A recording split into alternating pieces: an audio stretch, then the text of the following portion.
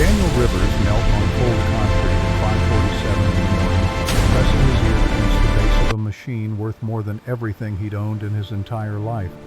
The vibration traveled through his skull like a whisper How could you let only this he could happen? translate. I told you An an Behind accident. him, That's an small accident. fingers clutched the accident? fabric Yes. of his work jacket. I hear it too, Dad.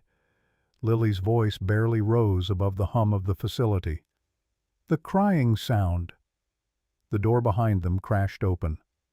Fluorescent light spilled across the testing bay floor, and Victoria Cross stepped through, flanked by 2 security guards. Her heels struck the concrete in sharp, measured beats. She wore a charcoal suit that probably cost what Daniel made in 6 months, and her expression carried the particular coldness of someone who'd built walls so high she'd forgotten what stood on the other side. "Get him out, now!" The guards moved forward, but Daniel didn't lift his head from the machine. His eyes stayed closed, his breathing shallow as he tracked the frequency variance in the turbine's rotation. 72 hours. Maybe less. The harmonic interference pattern was accelerating faster than he'd calculated from the data on that abandoned screen 3 nights ago. "Ma'am." His voice came out steady, though his hands trembled where Lily couldn't see them. "This turbine will fail within 72 hours. The acoustic signature shows..." Victoria's hand cut through the air. "I don't care what you think you hear. You're a janitor who broke into a restricted area with a child. Security removed them both." But this story doesn't start here.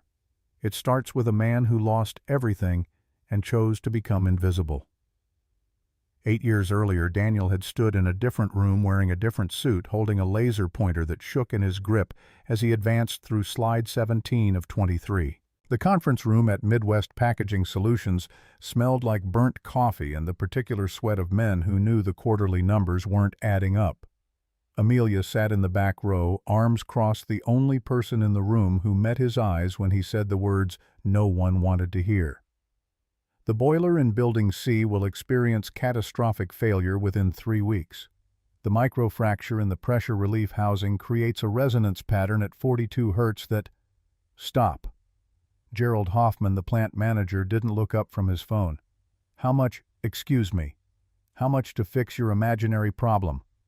Daniel's throat went dry. $11,000. 2 days of shutdown for... "We can't shut down every time some consultant hears a funny noise." Hoffman finally looked at him, and his eyes held the particular contempt reserved for people who complicated simple profit margins. "The equipment was inspected 6 weeks ago. It's fine." Amelia stood up in the back. Daniel watched her jaw tighten, watched her hands curl into fists at her sides. She was 7 months pregnant with Lily, and the fluorescent lights caught the silver bracelet on her wrist that he'd given her the day they got married in a courthouse on a Tuesday afternoon because neither of them could afford to miss work. "Gerald, if Daniel says there's a problem, there's a problem." Her voice carried the authority of 3 years as floor supervisor of someone who'd earned respect by knowing every person on the line by name. "I've worked with this equipment every day for..." "Then you should know it's working fine." Hoffman stood gathering his papers. "We're done here. Send me the invoice for today, Rivers. We won't be needing follow-up analysis."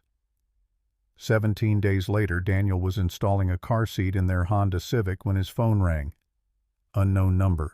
He almost didn't answer, but Amelia was inside the apartment arguing with the insurance company about coverage for Lily's upcoming vaccinations, and he needed the break from hearing her voice crack with frustration at the hold music.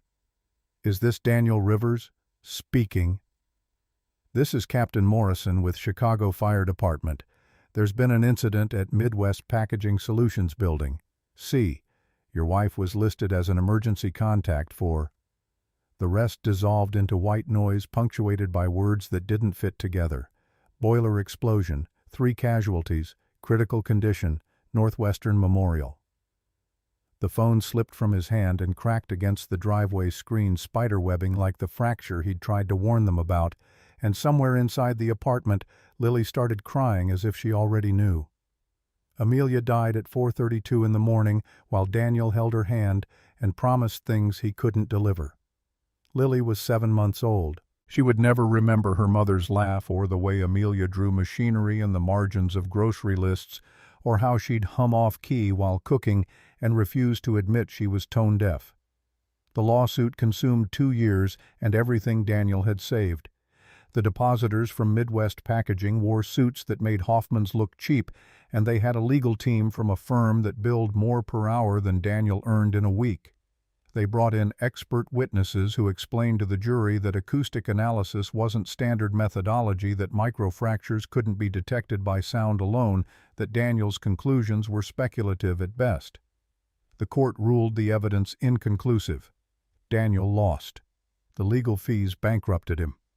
6 days after the verdict, he woke up on a cold floor in Northwestern Memorial Psychiatric Ward with no memory of how he'd gotten there, and a social worker asking gentle questions about whether he felt capable of caring for an infant alone. He'd stood in that hospital room with its pale green walls and motivational poster about taking life one day at a time, and he'd made a decision. No more engineering, no more consulting, no more standing in conference rooms begging people to listen to truths they didn't want to hear. He would find a job that let him work nights, be home during the day with Lily, and disappear into a life so small that nothing could hurt them again. The classified ad in the Tribune was small: night custodial position, Apex Energy Corporation, competitive pay benefits after 90 days. He applied on a Wednesday and started the following Monday. Nobody asked about his background. Nobody cared. Janitors didn't have backgrounds. They had mops. 4 years later, Daniel still worked the 11 to 7 shift. He knew every restroom on every floor, knew which elevator made a grinding sound at the third-floor stop that nobody else seemed to notice, knew that the HVAC system on the 38th floor cycled at irregular intervals because the thermostat calibration had drifted 0.3 degrees over the past 18 months. He moved through the building like a ghost, emptying trash cans, replacing paper towels, buffing floors to a shine that reflected the lives of people who had important meetings and made decisions that mattered. At 7:02 each morning, he clocked out, grabbed his jacket from a locker that smelled like industrial cleaner, and walked 3 blocks through Chicago's South Side to catch the 7:12 bus. The ride took 18 minutes. He walked 2 more blocks to the apartment above Mr. Park's laundromat on Ashland Avenue, where the machines ran 24 hours, and the building vibrated with the rhythm of industrial washers that needed maintenance Mr. Park couldn't afford. Mrs. Chen always waited at her door across the hall. She was 68, originally from Shanghai, and she'd lived in Chicago longer than Daniel had been alive. She watched Lily from 11 at night until 7 in the morning for $200 a week, and she never asked questions about why a man with an MIT degree cleaned toilets for a living. She had bad dream again. Mrs. Chen handed over Lily's backpack already packed for school. Woke up at 4:30. I gave her warm milk. Thank you, Maria. I don't know what I'd... You don't owe me anything. That child is a blessing. She squeezed his arm with surprising strength for someone so small. You're good, Father Daniel. Don't forget that. Inside the apartment, Lily had fallen asleep on the couch instead of her bed. She'd dragged her blanket out and curled up with her ear pressed against the wall. Daniel knelt beside her, smoothing hair away from her face. She had Amelia's eyes, dark and serious, and the same crease between her eyebrows when she concentrated. Hey, robot girl. Her eyes opened slowly. The washing machine downstairs is making the tired sound again. Daniel listened. Through the floor, through the wall, he could hear the rhythm of Mr. Park's industrial washer. Lily was right. The bearing was degrading, creating friction in the drum rotation. He could hear the drag every third cycle, a sound so subtle it registered as feeling more than noise. You're right. I'll tell Mr. Park. Will he fix it? I hope so. Lily sat up, studying his face with an intensity that made his chest ache. Dad, why do people wait until things break? He went to the kitchen, pulled out flour and eggs and a banana going brown at the edges. Pancakes with robot faces had been their ritual since she was 3, since the morning after a nightmare when nothing else would make her smile. He mixed the batter by hand, no measuring cups, the same way Amelia used to do it. Because fixing things before they break means admitting something's wrong. He poured the first pancake, used a spoon to add eyes and a mouth. And most people don't want to do that. That's dumb. Yeah, it is. They ate breakfast while morning light crept through the window, turning the kitchen golden. Lily told him about the science project she was planning, something involving sound waves and how different materials absorbed vibration. She'd drawn diagrams in her notebook that showed an understanding of acoustic principles that most adults never grasped.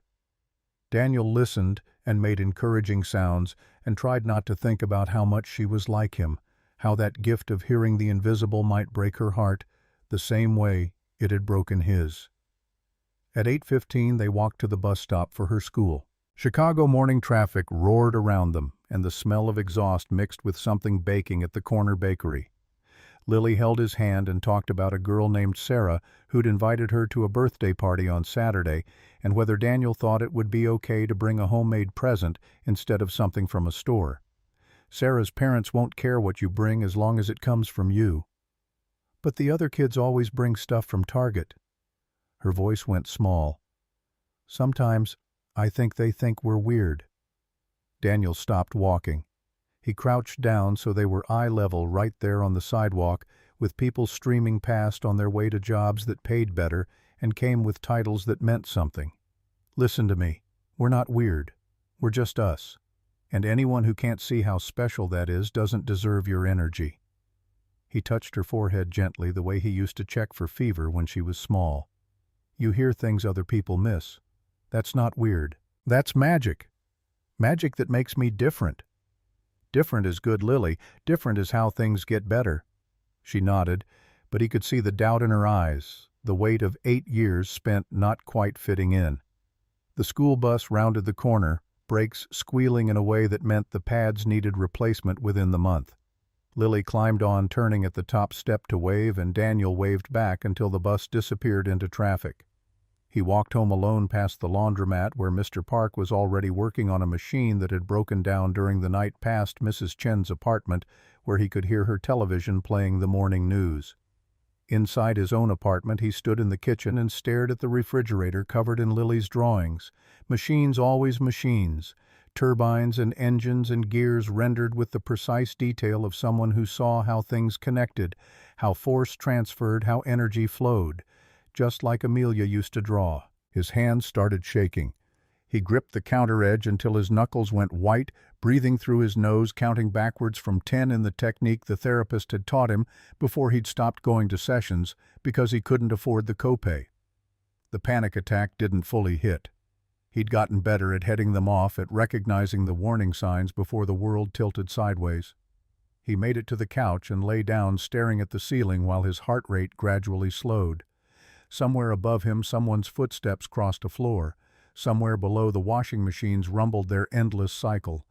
The building breathed around him, and he listened to every sound, cataloging and categorizing, and trying not to hear the things that would require him to act. At 10:30 that night, he put on his work jacket and walked back to the bus stop. The evening shift was ending at Apex Energy, and he passed men and women in business clothes, heading home to families, to apartments nicer than his, to lives that didn't involve mopping floors and cleaning toilets. He entered through the service entrance where the security guard Marcus barely looked up from his phone. The building at night was different, quieter. The executive floors emptied out and the hum of machinery became more pronounced. Daniel pushed his cart to the 20th floor and started his routine. Empty trash replaced liner wipe-down surfaces, check paper towel dispensers. The work required no thought, which was exactly why he'd chosen it. His mind could drift while his hands stayed busy. He was on the 22nd floor, the engineering level, when he saw the light. Someone had left an office door open, and the blue glow of a computer monitor spilled into the hallway. Daniel almost kept walking. Not his business. Not his problem. But his feet slowed, and he found himself standing in the doorway looking at the screen. Project Gulf Wind. Technical schematic. 12 offshore wind turbines positioned 25 miles off the Louisiana coast. The display showed a cross-section of the turbine array with acoustic data overlays, frequency analysis, stress distribution models. His eyes tracked across the data, and his brain started processing patterns before he could stop it. The turbines were networked, physically connected through the seabed mounting structure, sharing load data through centralized management software. and there in the acoustic signature overlay, he could see the problem as clearly as if someone had drawn it in red ink. Harmonic interference. The turbines were singing to each other through the foundation, each one producing a unique frequency signature. Most had found natural resonance synchronizing their vibrations into a stable pattern. But 5 units showed a different signature. 5 units positioned where ocean current data suggested additional external vibration, introducing a third harmonic that didn't match the network's natural frequency. The new monitoring software, he could see the update timestamp 6 weeks old, had increased sensor sensitivity, but the algorithm couldn't distinguish between external vibration and internal stress. It was reading the harmonic dissonance as a structural threat and triggering emergency shutdowns. Daniel's chest constricted. His breath came short. The data on the screen blurred as his vision tunneled, and suddenly he wasn't in an office at Apex Energy. He was in a conference room at Midwest Packaging, pointing at data that showed a boiler screaming for help, watching men ignore him because the numbers said everything was fine. He stumbled backward into the hallway, his shoulder hitting the wall. His hands found the cool surface and he pressed his palms flat, counting breaths. 1, 2, 3. The therapist's voice in his memory. Ground yourself. Name 5 things you can see. Ceiling tiles, fluorescent lights, exit sign, fire extinguisher, his own hands. 4 things you can touch. Wall, floor, fabric of his jacket, the ID badge clipped to his belt. 3 things you can hear. Ventilation system, elevator cables, his own heartbeat. The panic receded slowly, leaving him hollowed out and shaking. He slid down the wall until he was sitting on the floor of an empty hallway at 11:47 at night, holding his phone with fingers that wouldn't stop trembling. He pulled up his photos and found Lily's latest school picture, gap-toothed smile eyes bright with the kind of hope he'd lost somewhere along the way. "What do I do, baby?" The building hummed around him. Thousands of systems running, cycling, maintaining the infrastructure that kept this corporate cathedral standing. Most people never heard them. Most people moved through their days, never noticing the machines that made everything possible. But Daniel heard them all, had always heard them, couldn't stop hearing them, even when the truth they told would cost him everything. He finished his shift on autopilot. At 7:02 he clocked out and caught the bus home. He made pancakes with robot faces and walked Lily to school. He came back to the apartment and lay on his bed, fully clothed, staring at the ceiling, unable to sleep, because every time he closed his eyes, he saw that data overlay and heard the turbines screaming in frequencies no one else could detect. At 3 in the afternoon, his phone rang. Unknown number. His thumb hovered over the decline button, but something made him answer. "Is this Daniel Rivers?" Speaking. "Mr. Rivers, this is Victoria Cross. I'm the CEO of Apex Energy Corporation. I'd like to speak with you about something that appeared on our security footage." His stomach dropped. "I didn't touch anything. You were just standing outside our testing facility at 2:37 this morning, listening to our prototype turbine with your eyes closed, while your daughter told security you could hear it crying." Victoria's voice carried the particular sharpness of someone who'd built an empire by never showing weakness. "The guards thought you were drunk or having some kind of episode, but then I had it pull your employee file." Daniel closed his eyes. "I can explain." "No need. I had our security team run a deeper background check. MIT full scholarship. Graduated summa cum laude. 3 published papers on acoustic resonance in marine environments that my chief engineer apparently cited when designing the mounting system for Project Gulf Wind. Defense contractor work that's still classified." A pause. "And then nothing. Until you appeared on our custodial payroll 4 years ago." "Mrs. Cross, I just cleaned the building. I don't—" "You stood outside our testing bay for 47 seconds with your eyes closed, listening to a turbine that's part of a $6 billion contract set to fail in less than a week. My entire engineering team has been working on this problem for 2 weeks, and they can't figure out why 3 of 12 units keep seizing during testing." Her voice shifted, the corporate armor cracking just enough to let something desperate through. "So I'm going to ask you directly. Do you know what's wrong with my turbines? Daniel sat up on the bed. Through the wall, he could hear Mrs. Chen's television, a game show where people competed for prizes by guessing the prices of things they'd never be able to afford. Below him, Mr. Park's washing machines rumbled on the bearing, grinding itself toward inevitable failure. Yes, the word came out before he could stop it. I know what's wrong. Then I need you to come to my office tonight and explain it to my chief engineer. No, his voice surprised him with its firmness. I can't. I'm sorry, but I can't do that. Mr. Rivers, we have 5 days before the German Investment Consortium arrives for a demonstration. If those turbines fail during the demo, we lose the contract. If we lose the contract, Apex Energy goes under and 800 people lose their jobs. Victoria's breath crackled through the phone. I'm not asking you to join the company or change your life. I'm asking you to spend one evening looking at data and telling me what you hear, please. The last time I told someone what I heard, they ignored me and my wife died. The words fell into silence like stones into deep water. I filed a report. I called them twice. I explained exactly what would happen. They said my methodology wasn't standard. They said I was speculating.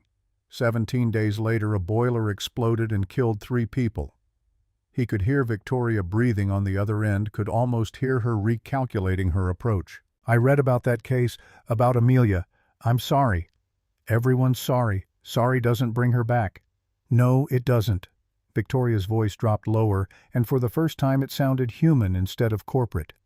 But sitting on information that could save lives doesn't honor her either. You know that, or you wouldn't have stopped outside that testing bay. You would have walked past like you've walked past everything else for 4 years. Daniel pressed his free hand against his eyes. What makes you think I'll help you? Because you already answered the phone. Because you're still listening. And because if I'm right about you, you can't walk away from this any more than I can. At 6:30 that evening, Daniel made dinner for Lily.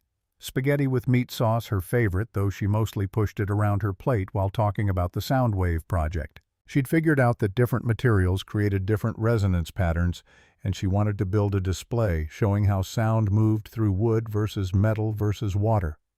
That's brilliant, robot girl. You could probably take it to the state science fair. Really? Her face lit up in a way that made his chest ache. You think it's good enough? I think you're going to change the world someday. At 7:30 he called Mrs. Chen and asked if she could watch Lily for a few extra hours. At 8:15 he walked Lily across the hall, her backpack stuffed with homework and the book she was reading about a girl who built robots. Mrs. Chen took her hand and gave Daniel a look that said she knew something was different but wouldn't ask unless he wanted to tell. At 9:47, Daniel walked through the service entrance of Apex Energy Corporation wearing jeans and a work jacket instead of his usual uniform. Lily walked beside him in pink pajamas with little robots printed on them, carrying her backpack. The security guard Marcus looked up from his desk and frowned. Rivers, you're not on shift tonight. Mrs. Cross asked me to come in. She should have called down. Marcus checked his computer, eyebrows rising. Yeah, okay. She's waiting on 22. He looked at Lily. But the kid can't. She goes where I go. Non-negotiable. They took the elevator in silence. Lily held his hand, her small fingers warm and trusting. At the 22nd floor, the doors opened onto a hallway lit bright as noon, and Victoria Cross stood waiting. She was shorter than Daniel expected, maybe 5'6", in heels that added 3 inches. The severe suit had been replaced by dark slacks and a white blouse, sleeves rolled to the elbows. Her hair was pulled back in a ponytail, and without the corporate armor she looked younger, more human, and absolutely exhausted. Mr. Rivers. She extended her hand and he shook it briefly. Thank you for coming. Lily tugged his sleeve. Dad, is she your boss? Victoria's expression softened in a way that transformed her face completely. She crouched down to Lily's level, and when she spoke, her voice carried none of the CEO sharpness. I am. And you must be the young lady who can hear machines cry. They're not really crying. That's just what it sounds like when something's wrong. Lily looked up at Daniel for confirmation. Right, Dad. Right. Victoria stood, and something passed across her face too quick to read. "Come with me. Thomas is waiting." The conference room looked like a war zone. Whiteboards covered every wall filled with equations and diagrams and crossed-out theories. Coffee cups and energy drink cans littered the table. At the far end, a man built like a refrigerator stood over a laptop, his hair gray at the temples, his shoulders carrying the particular tension of someone who'd stopped sleeping 3 days ago. He looked up when they entered, and his face went through a rapid series of expressions. Confusion, recognition, then something hard and angry. "Victoria, what the hell is this?" "Thomas, this is Daniel Rivers." "I know who he is. He cleans the bathrooms on my floor." Thomas looked at Lily, then back at Victoria. "You called me back here at 10 o'clock at night to have the janitor look at classified turbine schematics while he babysits his kid. I called you back because in 48 hours Brennan Energy walks into this building and we have nothing to show them except 6 weeks of failure." Victoria's voice could have cut glass. "So yes, Thomas, I'm asking the janitor. Sit down." Thomas didn't sit. He turned to Daniel, and his face carried the particular contempt of a man who'd built a career on credentials and saw someone without them as fundamentally lesser. "No offense, pal, but this isn't a washing machine. These are the most advanced offshore turbine systems ever built in America. You don't have the first idea what you're looking at." Daniel didn't respond. He was already looking at the screens, his eyes tracking across the schematics the same way he'd tracked them 3 nights ago. The data overlay showed stress distributions, vibration patterns, sensor readings from all 12 turbines. His brain processed the information faster than conscious thought, building a 3-dimensional model of the acoustic relationships. "You networked them." The words came out flat automatic. Thomas blinked. "Of course we networked them. That's the whole point. Distributed load management requires, how are they coupled mechanically or through software? Both." Thomas's voice shifted slightly defensive now instead of dismissive. "The turbines share load data through a central management system, and the structural housings connect via the seabed mounting framework. So they're physically connected. They share a foundation structure, yes." Daniel nodded slowly, his eyes never leaving the screens. The pattern was clearer now, sharper. He could almost hear the turbines through the data, could feel the vibration in his bones, the same way he'd felt the washing machine through the apartment floor. "And the monitoring software. You updated it recently." Thomas glanced at Victoria. 6 weeks ago. We increased the sensitivity of the stress sensors, standard protocol for testing phase." "Who set the threshold parameters?" "I did, based on manufacturer specifications." "For individual units or for the network?" Thomas opened his mouth, closed it. His face went pale. "For individual units. Network behavior is managed separately by the central system, which uses aggregate data." "And aggregate data wouldn't flag a problem that only exists in the relationship between units." The room went absolutely silent. Daniel could hear the ventilation system cycling, could hear Thomas's breathing change, could hear Victoria's sharp intake of breath as she understood what he was saying before Thomas did. "What are you suggesting?" Thomas's voice had lost all its edge, replaced by something careful and afraid. "I need to hear them." Daniel looked at Victoria instead of Thomas. "Not the data, the actual sound. Raw audio recordings from every unit. Unfiltered, no processing." Thomas stared at him. "We have telemetry data that—" "I don't want telemetry. I want sound. The actual sound these turbines make when they're running and when they fail." Victoria nodded once, sharp and decisive. "Thomas, pull the audio files." "Victoria, we should consult with—" "Pull the files. Now." Thomas's jaw worked, but he moved to the terminal and started typing. His fingers hit the keys harder than necessary, and Daniel could read the war happening behind his eyes. This violated every protocol Thomas had built his career on. This meant trusting someone without credentials, without verification, without the proper channels. This meant admitting that maybe possibly the data hadn't been enough. 20 minutes later, Thomas had the audio ready. Raw acoustic recordings captured by underwater microphones during both successful and failed test runs, converted to digital files that could be analyzed by someone who knew how to listen. "Can you patch a second set of headphones to the same feed?" Thomas connected another pair without speaking. Daniel handed them to Lily, and she put them on with the easy familiarity of someone who'd done this before. She'd sat with him in the apartment, sometimes listening to recordings he played of various machines, learning to hear the patterns that indicated health or sickness. "Nobody talks while I'm listening." Daniel looked directly at Thomas. Not a word. He pulled on the headphones and closed his eyes. Beside him, Lily did the same. The rest of the room faded away, and there was only the sound. The turbines sang.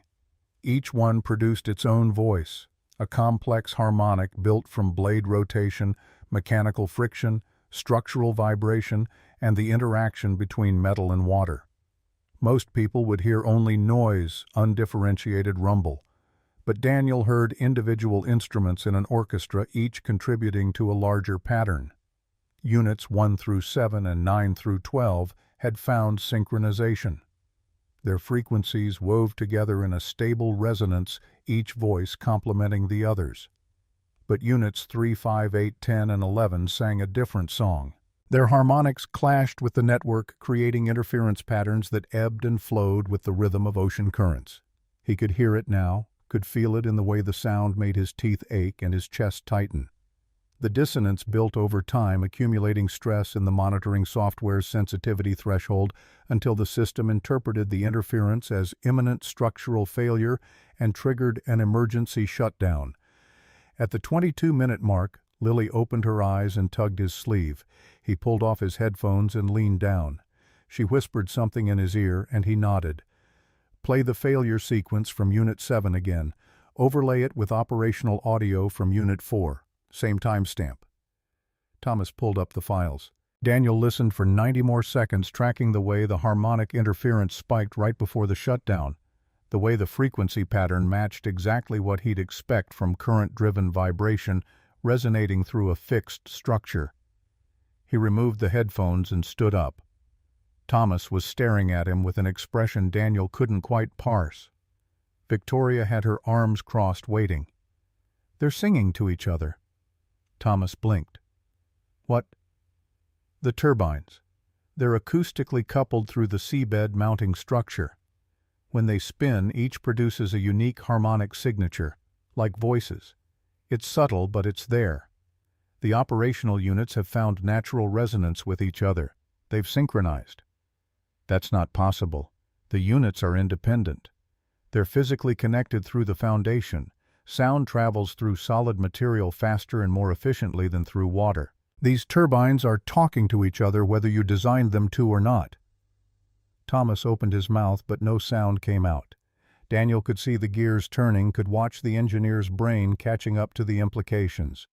The 5 failed units are positioned where ocean current patterns create additional external vibration. Daniel pulled up the installation map on the nearest screen, pointing to the locations. That vibration introduces a third harmonic into the system, a frequency that doesn't match the natural resonance of the network. Your new monitoring software detects the dissonance, but it can't distinguish between external vibration and internal stress. So it reads the interference as a structural threat and triggers emergency shutdown. Lily's voice cut through from her seat at the end of the table, clear and certain. "The turbines aren't failing. They're scared." Everyone turned to look at her. She stood up, clutching her backpack, and walked to the screen where Daniel had marked the failed unit positions. "They feel something that doesn't match, and they don't know if it's dangerous. So they stop. It's like when you hear a weird sound in the dark and you freeze because you don't know if it's bad." She looked at Daniel. "Right, Dad." "Right." He turned back to Thomas and Victoria. "She's right. The shutdown isn't a malfunction. It's a protection response. The system thinks it's under stress, so it stops. You don't have a mechanical problem. You have a perception problem. The machines are misinterpreting what they feel." Thomas Gaines sat down very slowly. His hands spread flat on the table as if he needed to hold on to something solid. His face had gone the color of old newspaper. Pull up the vibration data from the seabed sensors. Daniel's voice was gentle now, the way you'd speak to someone in shock. Filter for frequencies between 18 and 42 Hz. Compare failed sites to operational sites. Thomas typed with fingers that shook slightly. The screen populated with waveforms overlapping patterns in blues and reds and greens. Even Victoria could see it now. The failed sites had an additional oscillation that the operational sites didn't show, a regular pulse that matched the frequency range Daniel had specified. "Oh my God." Thomas's voice came out as barely more than a whisper. "It's the Croilo effect. Ocean current harmonics resonating through foundation structure. It's well documented in submarine acoustics." Daniel paused. "I published a paper on it 12 years ago." Thomas looked up and his eyes were wet. Cole M.J. Acoustic Resonance Propagation and Fixed Marine Structures, Journal of Marine Engineering, October issue. His voice cracked. "That was you." "That was me." Thomas put both hands over his face. His shoulders shook and the sound that came out wasn't quite a sob but carried all the weight of one. When he lowered his hands, his face was blotched red. "I cited that paper. When we designed the mounting system, I cited your paper. And I didn't account for cross-unit resonance because I assumed the software would handle it." He looked at Daniel with something that might have been grief or rage or both. "I made the exact mistake your paper warned about." The room held its breath. Daniel didn't gloat, didn't smile, didn't change expression at all. He just stood there in his work jacket and jeans, looking like a man who wanted to be anywhere else in the world. "Can you fix it?" Victoria's question cut through the silence. "Yes." Daniel's voice was steady. "2 changes needed. First, add a bandpass filter to the monitoring software that separates external harmonic frequencies from internal stress signatures. That stops the false shutdowns. If your team starts now, 6 to 8 hours. And second, permanent fix. Install vibration dampers at the connection points between turbine housings and seabed structure. Rubber composite, nothing exotic. It decouples the acoustic relationship so the units can't interfere with each other. Fabrication takes a day, installation another day if you have divers ready from New Orleans. Victoria's fingers drummed against the table. "That gives us 12 hours to spare before the demo." Thomas was already typing, pulling up software architecture, sending messages to team members. His fingers moved fast, but his eyes kept drifting back to Daniel with an expression that was part shame, part awe, and part something else that looked like a man watching 30 years of certainty collapse. "Mr. Cole," Thomas's voice was different now, stripped of armor. "I owe you an apology." "No, you don't." "I called you a janitor. I told my boss this was a waste of time. I was wrong." "You were doing your job. You just forgot to listen." Daniel pulled off the headphones completely and handed them back to Thomas. Lily had already packed hers away and was standing by the door, her backpack on her eyes, heavy with the particular exhaustion of a 10-year-old who'd stayed up way past bedtime. "Ma'am, if we're done, I need to get my daughter to bed." "We're done." Victoria stood. "Thank you, Mr. Rivers." Daniel took Lily's hand and turned toward the door. They'd almost made it to the hallway when he stopped. He didn't turn around, just spoke to the room behind him. "Miss Cross." "Yes." "The next time your machines try to tell you something, don't wait for them to scream. Listen when they whisper." He walked out. Lily looked back over her shoulder and gave a small wave. Then they were gone.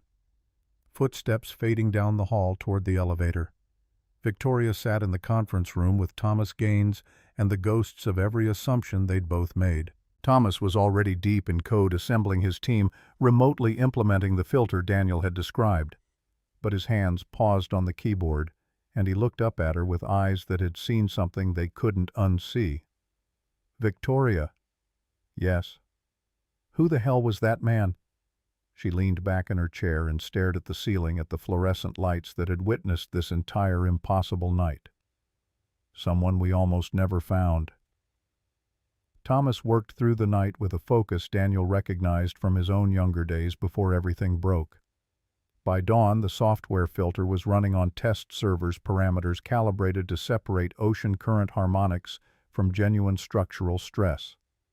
At 8:14 in the morning, Victoria stood in the monitoring room with Thomas and 6 other engineers watching Unit 7 spin up for the first time since the modifications went live.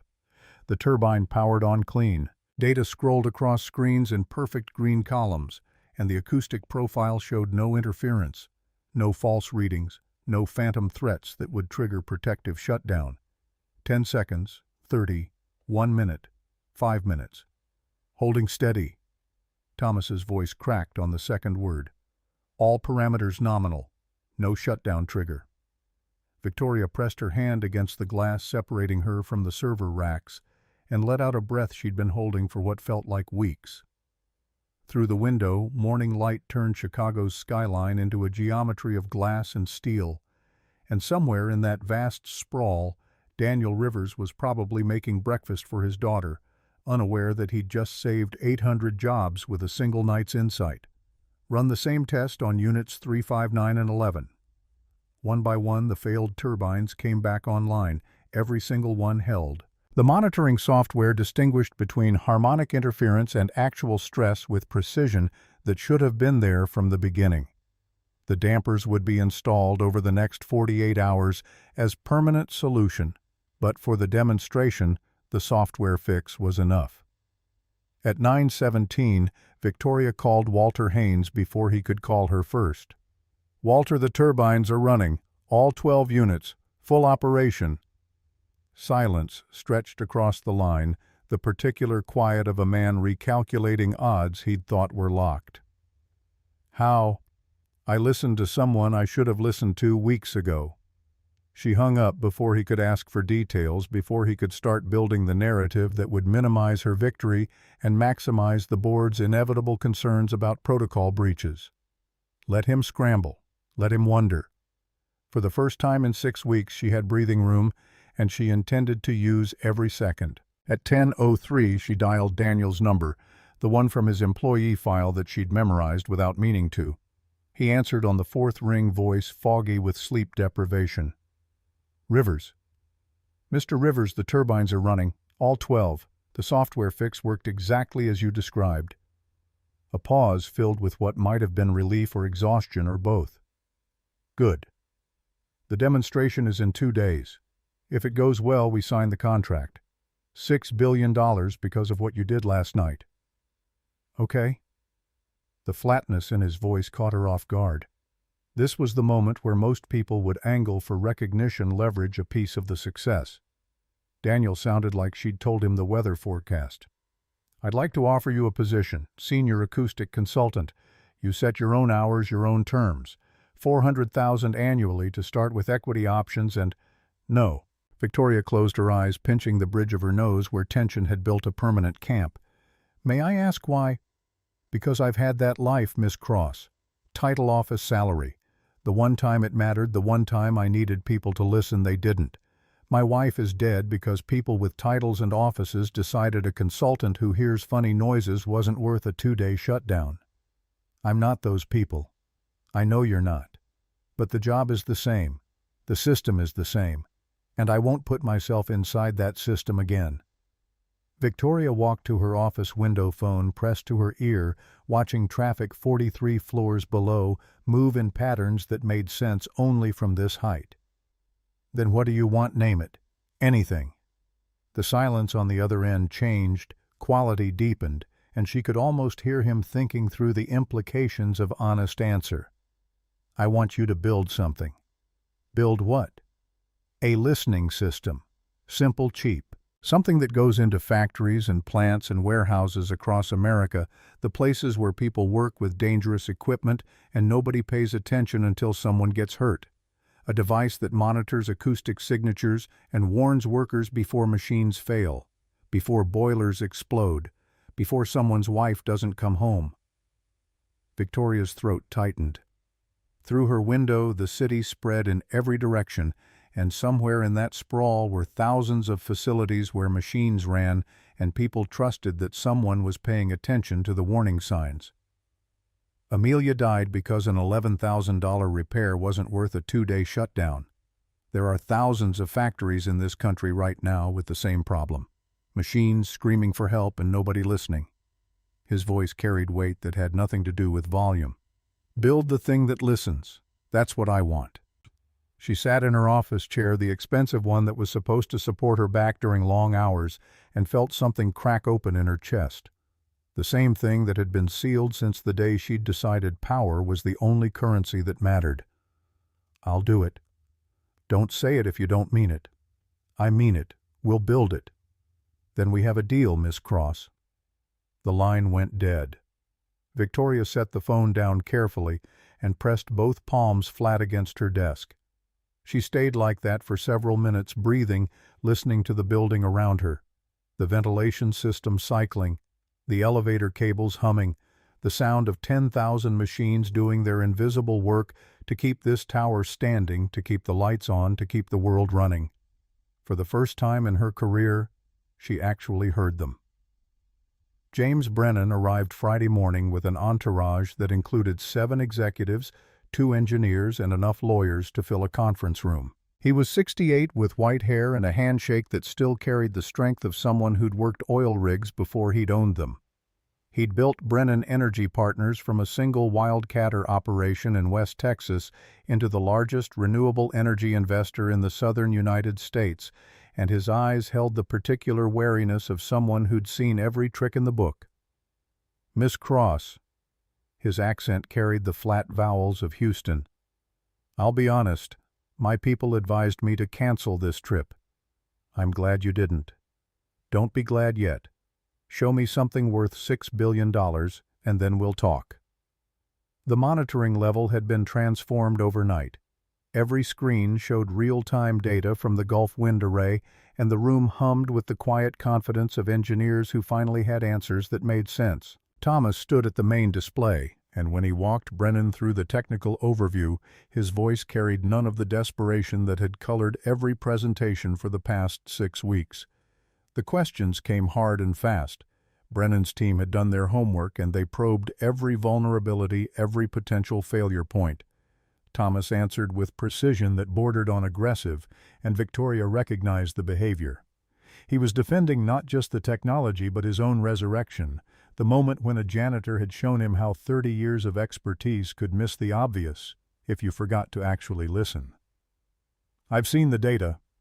Brennan leaned forward in his chair, fingers steepled. "Very impressive, but data didn't tell you those turbines were failing, did it?" The room went still. Victoria felt every pair of eyes shift toward her, waiting to see how she'd handle the trap Brennan had just laid. She could tell the sanitized version the story about internal review processes and rapid iteration, the story that kept Daniel invisible and the corporation's image pristine. Or she could tell the truth. A janitor fixed it.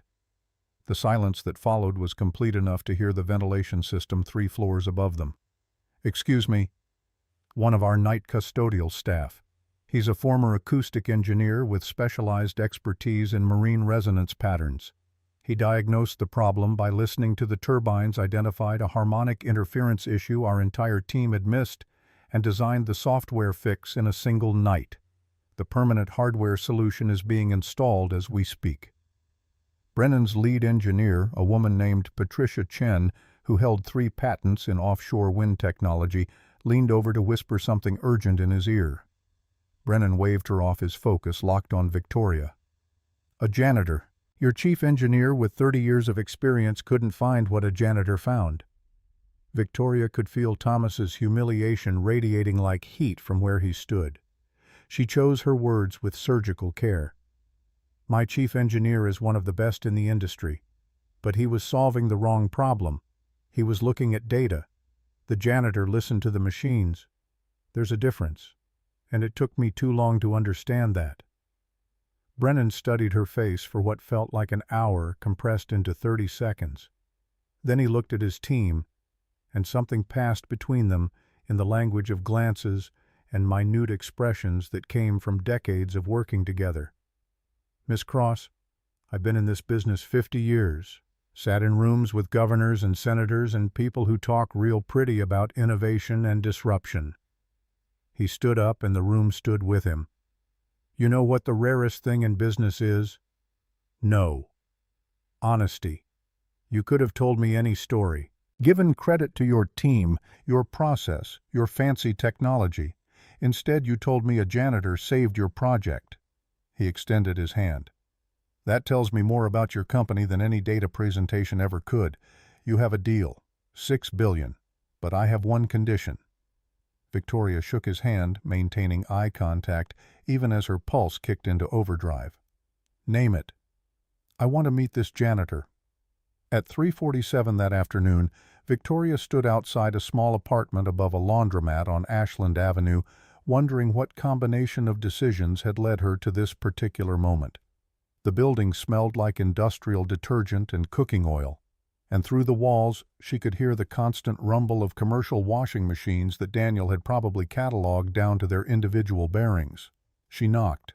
Footsteps approached light and quick. The door opened to reveal Lily in jeans and a t-shirt that said, "Science is magic that works." Her hair pulled back in a ponytail that was coming loose. "You're the machine lady." Not a question, a statement delivered with the absolute certainty of someone 10 years old. "I suppose I am. Is your father home?" "He's sleeping. He worked all night and then he had to fix Mr. Park's dryer, and then Mrs. Chen needed help moving her couch." Lily studied Victoria with the same intensity Daniel had, as if she could hear truths in the spaces between words. "Are you here to make him go back to being an engineer?" The directness of it caught Victoria off balance. "I'm here to talk to him about a project, something that might help a lot of people." "He already helps people. He just does it quiet." Before Victoria could respond, Daniel appeared behind Lily. Hair messed from sleep, wearing sweatpants and a Northwestern University t-shirt so faded the logo was barely visible. His eyes went from tired to wary in the span of a blink. "Miss Cross?" "Mr. Rivers, I apologize for showing up unannounced. I wanted to discuss the proposal you made, and I thought a conversation in person might be more productive than playing phone tag." He looked at Lily, then back at Victoria, calculation happening behind his eyes. Finally, he stepped aside. "Come in." The apartment was smaller than Victoria's walk-in closet, but it was clean and organized with the precision of someone who had very little and took care of it all. The refrigerator was covered entirely in Lily's drawings machines, rendered with technical accuracy that would have impressed most engineering students. A small table held homework and library books about physics and sound. The couch showed the permanent indentation of someone who slept there frequently. "Lily, can you give us a few minutes? I want to hear about the project too. If it's about listening to machines, I can help." She crossed her arms in a gesture that was pure stubbornness wrapped in logic. "I helped with the turbines, didn't I?" Daniel's mouth twitched in what might have been amusement. "Fine, but homework after." They sat at the table, Victoria in a chair that wobbled slightly, Daniel across from her with Lily perched on the arm of his seat. Victoria pulled out her tablet and opened the preliminary designs her team had mocked up based on Daniel's phone description. "We're calling it the Amelia Protocol. Compact monitoring device roughly the size of a coffee mug. Adhesive mounting compatible with any metal or composite surface. Built-in microphone array, onboard processing, wireless connectivity for alerts. The core is your Acoustic signature library algorithms that can distinguish between healthy operation and degradation patterns." Daniel leaned forward, studying the specs. His finger traced the schematic, and she watched his brain process the engineering faster than most people could read the labels. "Battery life. 18 months on current design. We're working on extending that to 24. Cost per unit. Manufactured at scale about $200. We can subsidize installation for facilities that can't afford upfront costs, fund it through partnerships with OSHA and state safety boards." "Who owns the data?" Victoria had anticipated this question. "The facility. We provide analysis and recommendations, but the acoustic signatures and failure predictions belong to whoever operates the equipment. No corporate access, no selling information to insurance companies or regulators without explicit consent." Daniel sat back, arms crossed, and for the first time since she'd met him, he looked almost relaxed. "You've actually thought this through." "I told you I meant it." People say a lot of things they mean in the moment. Mr. Rivers, I built this company from the wreckage my father left behind. I know the difference between good intentions and actual commitment. She closed the tablet and met his eyes. Brennan Energy signed the contract this morning, $6 billion, and James Brennan specifically requested to meet you because I told him the truth about who saved that deal. I could have lied. I could have protected corporate image and kept you invisible. I didn't. Lily looked between them, her expression thoughtful. So you want Dad to help build the listening boxes? I want him to design the core system, the acoustic library, the detection algorithms, the thing that makes it actually work. Victoria shifted her focus to Lily. And I want to make sure he has time to be your dad because that's clearly the most important job he has. Something shifted in Daniel's posture, a fraction of the armor coming down. What's the timeline? Prototype in 6 weeks. Field testing in 3 months. If the data supports it, we push for federal recommendation within a year. She paused. But I need your expertise, not just your initial concept. I need you teaching engineers how to hear what you hear. I work nights. I'm home during the day when Lily needs me. That doesn't change. Then we work around it. Remote consultations, flexible hours, whatever you need. But Mr. Rivers, this is bigger than one person's schedule. This is infrastructure that could prevent hundreds of industrial accidents. Thousands of workers who might actually go home to their families because someone was paying attention to the machines. Daniel's jaw worked, and she could see the war playing out behind his eyes. The part of him that wanted to hide warring with the part that couldn't walk away from machines that needed help. 6 months. His voice came out rough. Trial period. I consult, I teach your people what I know, I help build the library, but I keep my custodial work. I stay home with Lily, and if at any point this starts to feel like the corporate nightmare I walked away from, I'm done. No argument, no negotiation. Deal.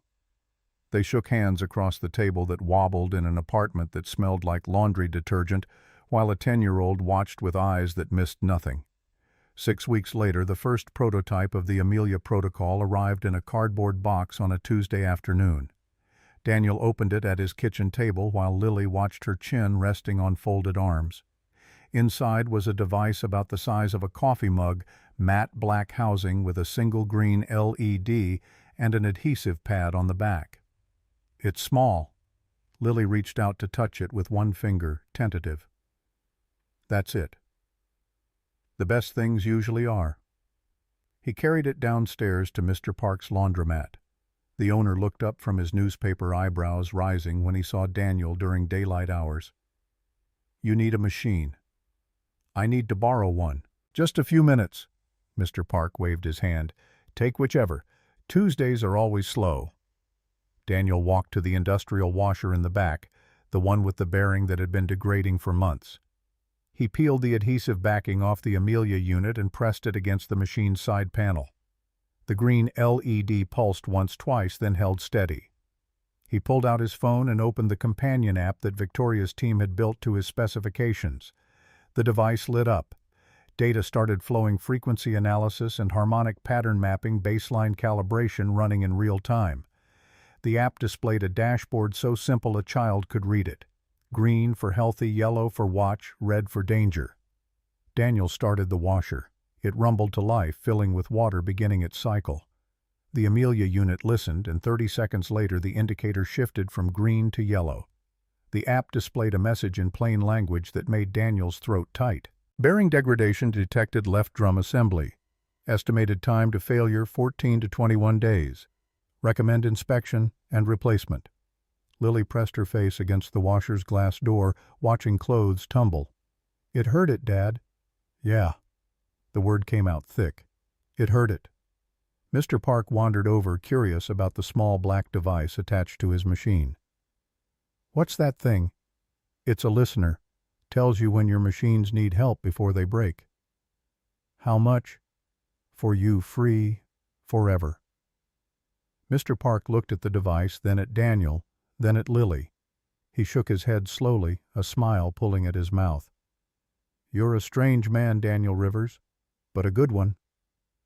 The second unit went to a dry cleaner 3 blocks away whose boiler made sounds that reminded Daniel of things he'd spent 8 years trying not to hear. The third went to Lincoln Elementary, where the HVAC system was failing slowly enough that nobody noticed, except the kids getting headaches from poor air circulation.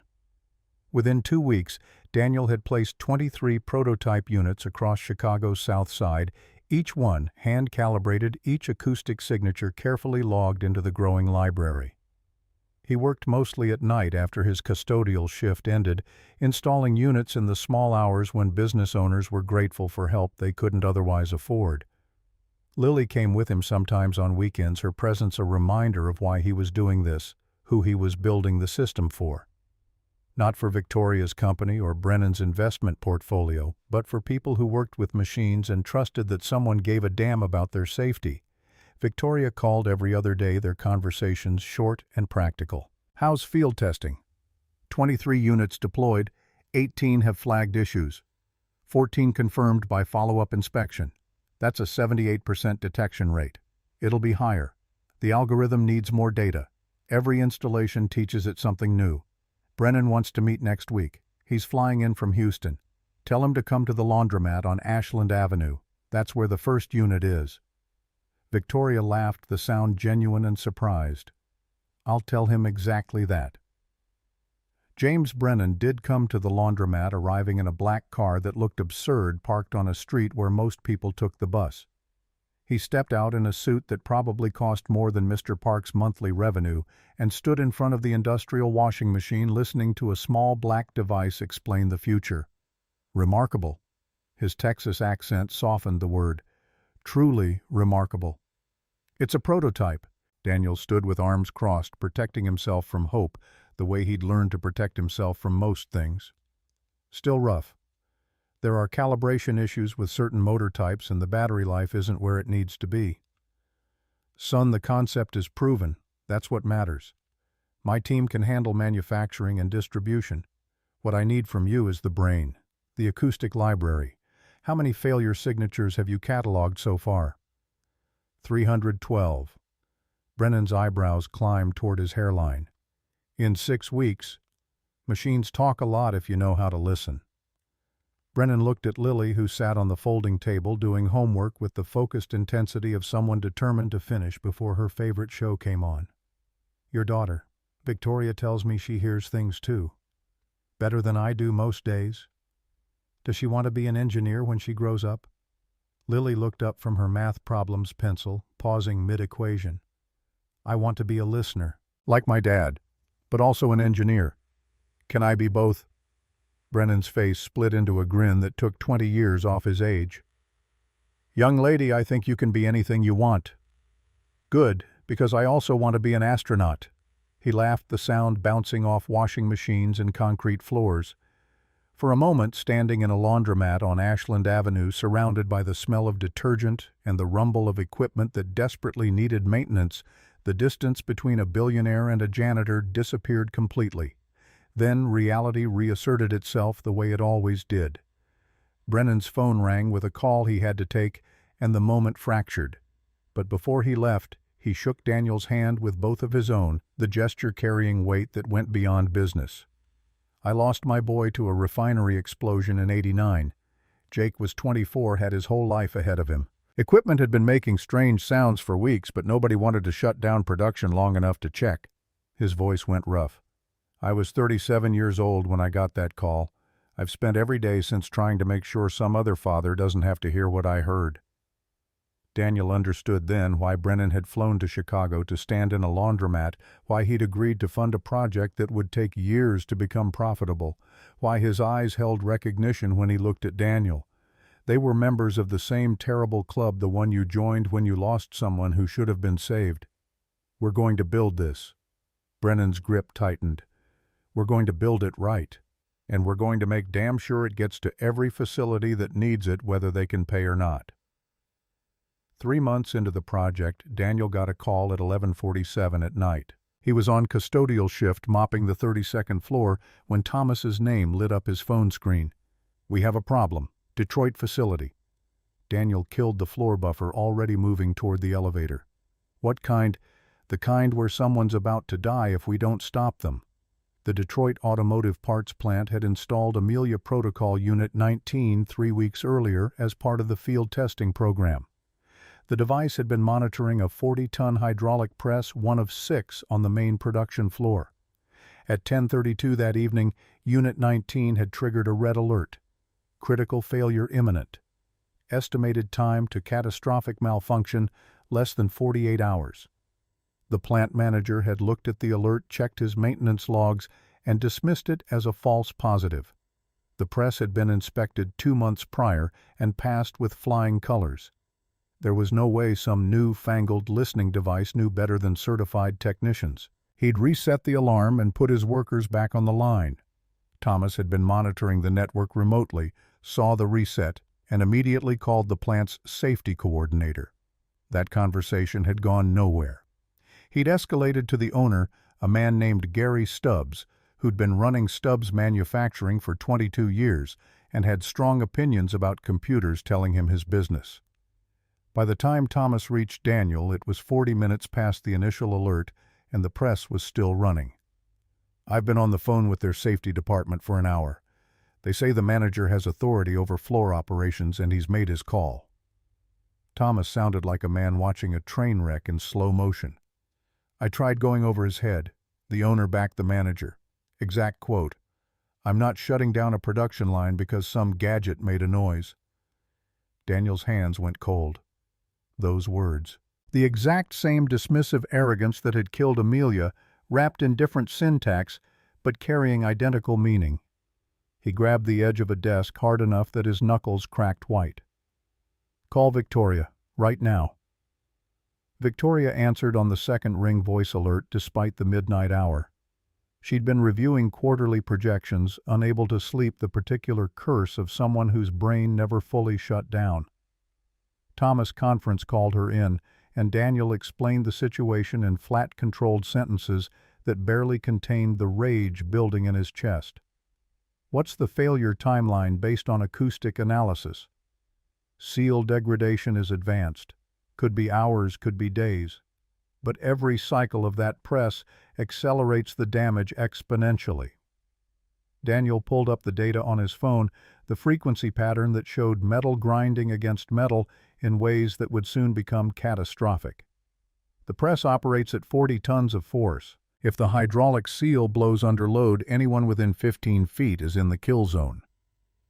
"How many workers on that floor?" 37. The press runs 12 feet from the main assembly line." Victoria was silent for exactly 3 seconds. "Get me Gary Stubbs on the phone. Now." It took Thomas 18 minutes to track down Stubbs's personal cell number and another 4 to get him to answer. When Victoria finally had him on the line, she didn't bother with pleasantries. "Mr. Stubbs, this is Victoria Cross, CEO of Apex Energy Corporation. Your hydraulic press is going to kill someone and you're ignoring the warning."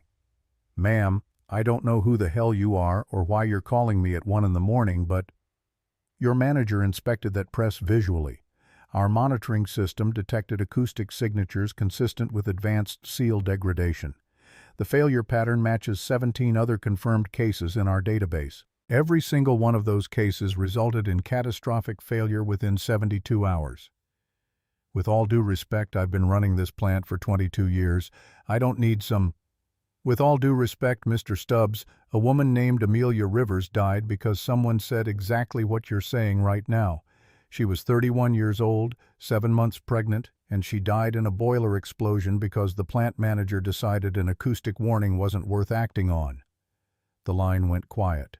Daniel could hear Stubbs breathing, could almost hear the man's certainty beginning to crack. "I am formally notifying you that your equipment has been flagged as an imminent safety hazard. This conversation is being recorded. If you continue to operate that press and someone is injured or killed, this recording will be entered into evidence. I'm also contacting OSHA first thing in the morning to report the hazard directly." "You're threatening me. I'm trying to save your workers' lives, and frankly, I'm trying to save yours, because if that press fails and someone dies, you won't just lose your business. You'll lose everything." More silence. Daniel stood in an empty corridor at Apex Energy, fists clenched so tight his fingernails cut crescents into his palms. He was praying to a God he wasn't sure he believed in, bargaining with a universe that had already taken everything that mattered, begging for this one thing to go differently than it had 8 years ago. "Fine." Stubbs' voice came out deflated. "I'll shut it down. But if there's nothing wrong with that press, I'm suing you for the lost production. If there's nothing wrong, I'll pay for the lost production myself. You have my word." The press shut down at 2:17 in the morning. An independent inspector arrived at 8, a grizzled man named Mike Torres, who'd been certifying industrial equipment for 30 years and had the scars to prove it. By 9:30, he had the hydraulic assembly disassembled on the factory floor, components spread across a tarp like an autopsy. The seal was cracked in 3 places. Hairline fractures that would have been invisible to visual inspection but showed up immediately under magnification.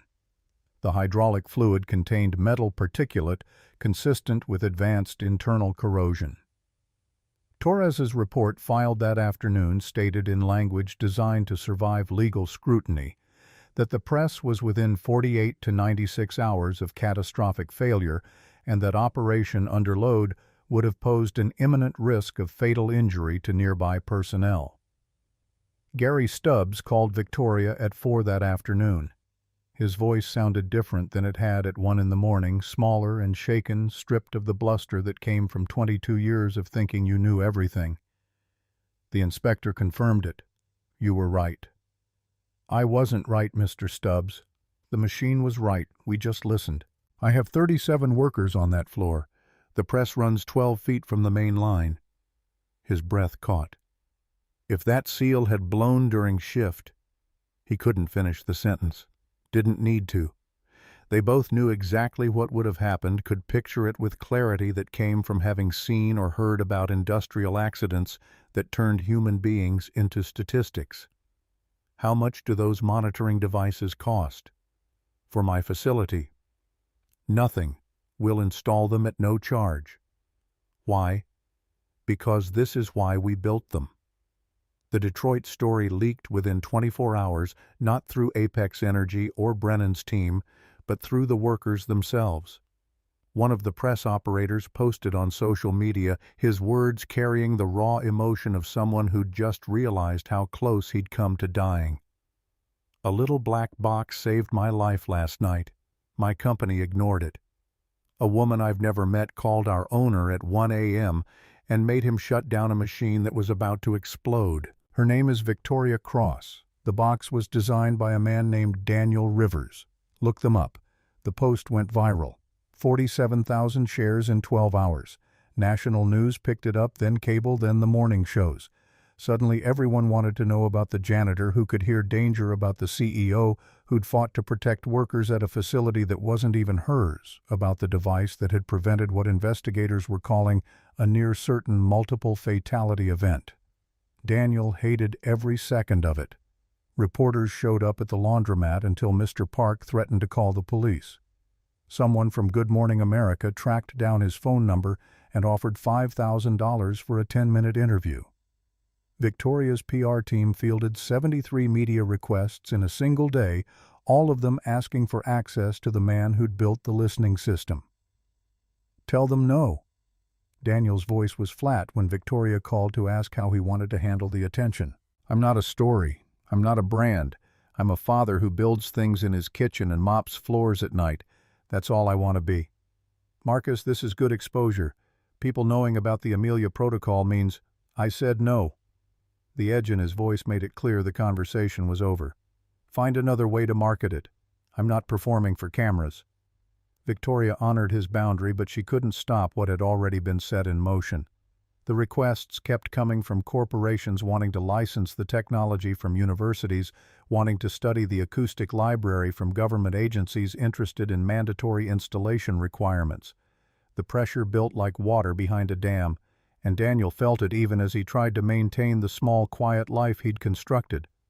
The worst part was Lily. Kids at school had seen their parents watching the news, had heard the story about the janitor genius and his daughter who could hear machines cry. What had been gentle teasing about being different transformed into something sharper. Some kids thought it was cool, wanted to be friends suddenly, which was its own kind of painful. Others resented the attention, found ways to make Lily pay for standing out. She came home crying on a Thursday, the first real tears Daniel had seen since she was small. She wouldn't talk about it at first, just clung to him while her shoulders shook. Eventually, the story came out in fragments.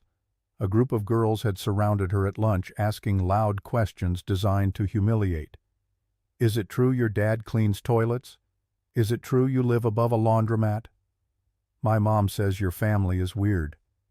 Daniel held his daughter and felt rage burn through him, hotter than any he'd experienced since the courtroom where they'd ruled Amelia's death inconclusive.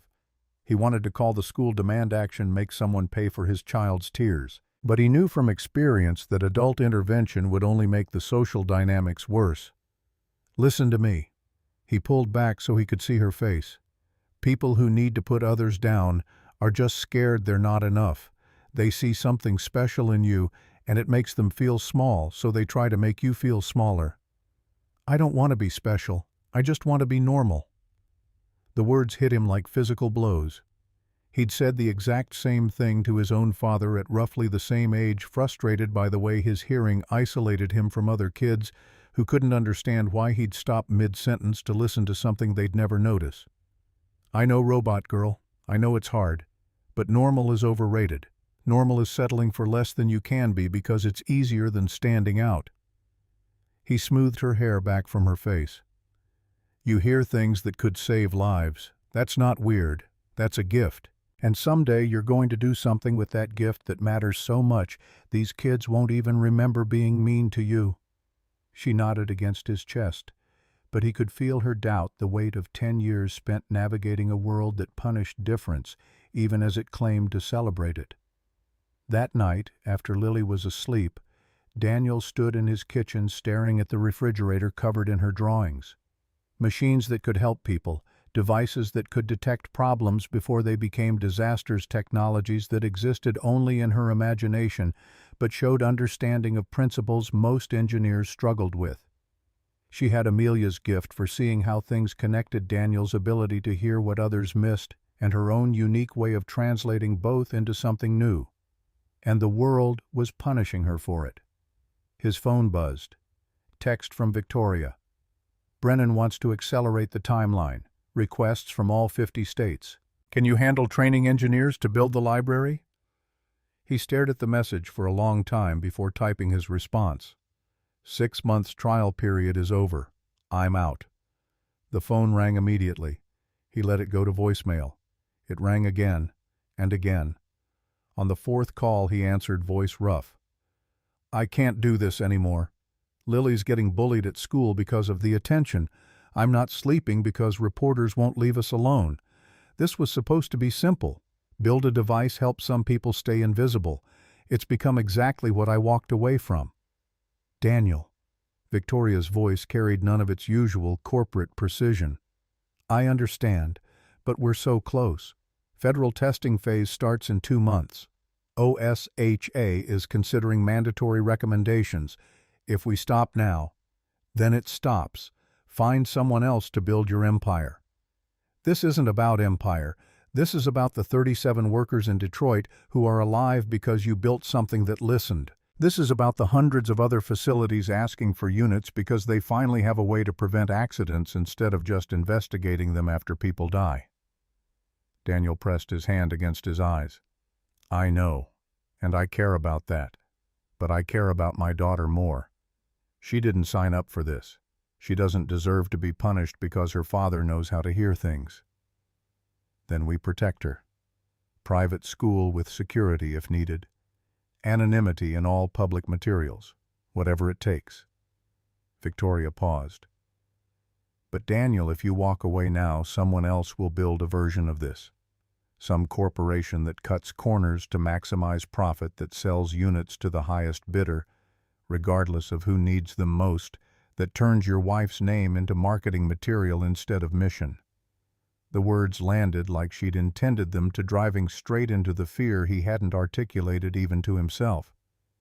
That's manipulative. It's true. They sat in silence, connected by technology across the distance between her downtown office and his apartment above a laundromat, both of them understanding that this moment would determine whether the Amelia Protocol became what Daniel intended or just another commodified safety product that prioritized shareholders over workers. 2 conditions. His voice came out steady despite the way his hands shook. First, Lily's protection isn't negotiable. School security, everything. Second, I teach on my terms. 2 days a week, my hours, my methods. And if anyone tries to turn this into corporate training modules or packaged courses, I'm gone. Done. Both conditions. You have my word. Daniel looked at Lily's closed bedroom door, at the space where his daughter slept, and dreamed of machines that could help people and astronauts exploring distant worlds. He thought about Amelia, about the promise he'd made at her grave to make sure her death meant something. He thought about the 37 workers in Detroit and the thousands more in facilities across the country who showed up every day and trusted that someone cared whether they made it home. Okay, but Victoria, yes. The second this stops being about saving lives and starts being about profit margins, you and I are done. I don't care how many contracts are signed or how much money Brennan's invested. The mission doesn't change. The mission doesn't change. You have my word on that too. The first class of the Amelia Listening Program convened on a Monday morning in a 7th-floor conference room that smelled like fresh paint and ambition. 12 students filed in their backgrounds spanning the entire American industrial ecosystem. 6 engineers from facilities in Ohio and Pennsylvania. 3 technicians who'd worked assembly lines for decades. 2 safety inspectors from OSHA regional offices, and Thomas Gaines, who sat in the front row with a notebook and headphones and the expression of a man who'd decided to start over at 52. Daniel stood at the front wearing jeans and his work jacket. No slides projected on the wall behind him. No curriculum printed in neat binders. He'd brought exactly one thing: 2 audio files on his laptop, 60 seconds each one from a healthy machine, and one from the same machine 6 hours before catastrophic failure. Close your eyes. His voice carried the quiet authority of someone who'd spent years being ignored and had finally stopped caring whether people listened. I'm going to play 2 sounds. Tell me the difference. He played them both, the room filling with the rumble and hiss of industrial machinery doing what industrial machinery did. When the second file ended, he looked at the engineers, at the technicians who'd spent lifetimes around equipment, at the inspectors trained to spot hazards. Well, silence. Uncomfortable shifting. Finally, one of the engineers, a woman named Sarah Chen from a petrochemical facility in Louisiana, spoke up. They sound the same to me. They do. Daniel's response carried no judgment. To your ears right now, but they're not the same. And by the end of this program, you'll hear the difference as clearly as you hear my voice. Not because I'll teach you some trick, but because I'll teach you to stop listening for what you expect and start hearing what's actually there. He played the recordings again, slower this time, letting the sound wash over them. Most of the students looked confused, a few frustrated, but Thomas sat with eyes closed and head tilted at the precise angle Daniel tilted his own, the angle of someone who'd finally understood that knowing wasn't the same as hearing, and hearing wasn't the same as listening. At the 18-second mark of the third playback, Thomas's eyes snapped open. There, right there, micro skip in the bearing rotation, barely perceptible, but it changes the harmonic envelope. The overtones shift by maybe 0.2 hertz. Daniel looked at him, and something passed between them that might have been respect or recognition, or the particular bond between 2 people who'd been broken by the same realization. How long have you been practicing? Every night since you showed me. I sit in the parking garage after my shift ends and listen to the building breathe. Thomas's voice carried wonder that didn't fit his age or his resume or his 3 decades of trusting data over instinct. I hear everything now, and I can't believe I spent 30 years not hearing it. Daniel nodded once, sharp and final. That's where we start. The program ran 8 weeks, 2 days per week, 4 hours per session. Daniel taught them to differentiate between the sound of metal fatigue and thermal expansion, between bearing degradation and lubrication, breakdown, between the normal settling of a structure under load and the first whispers of structural failure. He taught them to catalog sounds the way a sommelier cataloged wine-building vocabulary for sensations most people experienced as undifferentiated noise. But more than technique, he taught them humility. He made them sit with their eyes closed in maintenance closets and parking garages and equipment rooms, made them spend hours listening to machines they'd walked past 1,000 times without noticing. He forced them to confront how much they'd missed, how many warning signs they'd ignored because the data said everything was fine. Some students washed out. 3 engineers quit in the first 2 weeks, unwilling to abandon the certainty of numbers for the ambiguity of sound. One inspector filed a complaint with Victoria's office claiming the program was unscientific and potentially dangerous, that encouraging workers to trust acoustic analysis over proper inspection protocols would lead to disasters. Victoria forwarded the complaint to Daniel with a single line attached, "Your call. How to handle this." He called the inspector, a man named Robert Morrison, who'd spent 20 years enforcing OSHA regulations and had strong opinions about methodology. They talked for 40 minutes, Daniel explaining the science behind acoustic analysis, Morrison pushing back with statistics and standards. Finally, Daniel asked a question that cut through the arguments. "Have you ever walked through a facility and felt something was wrong but couldn't point to a specific violation?" Morrison went quiet for several seconds. "Yeah, more times than I'd like to admit. That's what this teaches. How to trust that feeling, how to validate it, how to translate intuition into actionable data." Daniel paused.